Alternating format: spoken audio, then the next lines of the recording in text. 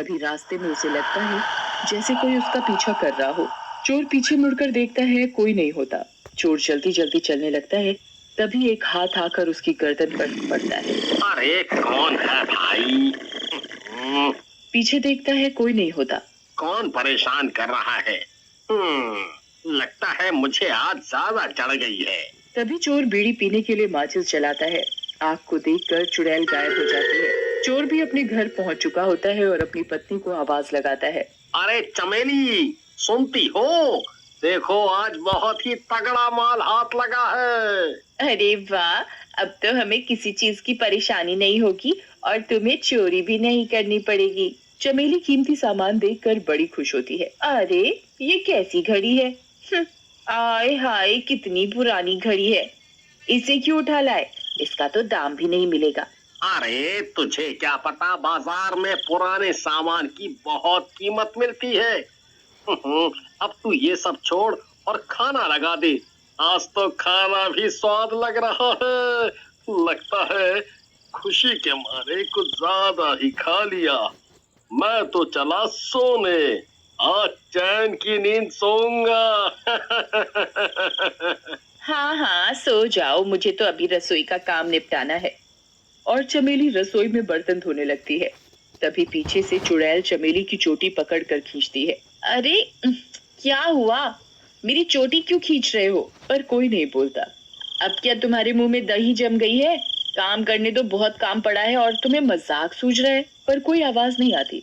चमेली पीछे मुड़कर देखती है तो उसके होश उड़ जाते हैं। एक भयानक चुड़ैल उसके पीछे खड़ी है। एक हाथ निकलकर चमेली की गर्दन पकड़ लेती है। क्या बोल रही थी?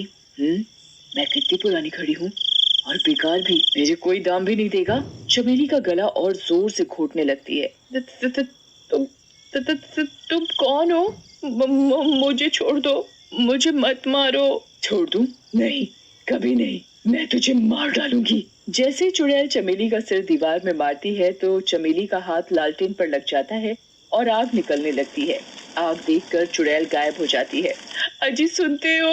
अरे मुझे चुड़ैल से बचाओ, ये चुड़ैल मुझे मार डालेगी।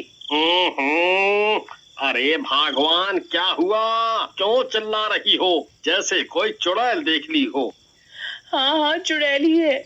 और चमेली अपने पति को सारा वाकया बताती है और कहती है, कल ही हम तांत्रिक बाबा के पास चलेंगे। मैं एक पहुंचे हुए बाबा को जानती हूँ, वो ही हमें इस चुड़ैल से पीछा छुड़ा सकते हैं। अगले दिन तांत्रिक बाबा के पास पहुंचकर, बाबा हमें बचाओ, इस घड़ी में चुड़ैल है, ये तो हमारी जान के पीछे हाथ धोकर पड़ी है। क्या हुआ बालिके, तुम ऐसे क्यों कह रही हो? इस पुरानी घड़ी में ऐसा क्या है? बाबा, जो भी इस घड़ी की बुराई करता है, घड़ी उसे मार डालती है। ऐसी बात है क्या? चलो मैं भी इस घड़ी की बुराई करके देखता हूँ। बाबा भी घड़ी की बुराई करने लगते हैं। हाय हाय हाय हाय हाय हाय, ये कैसी घड़ी है?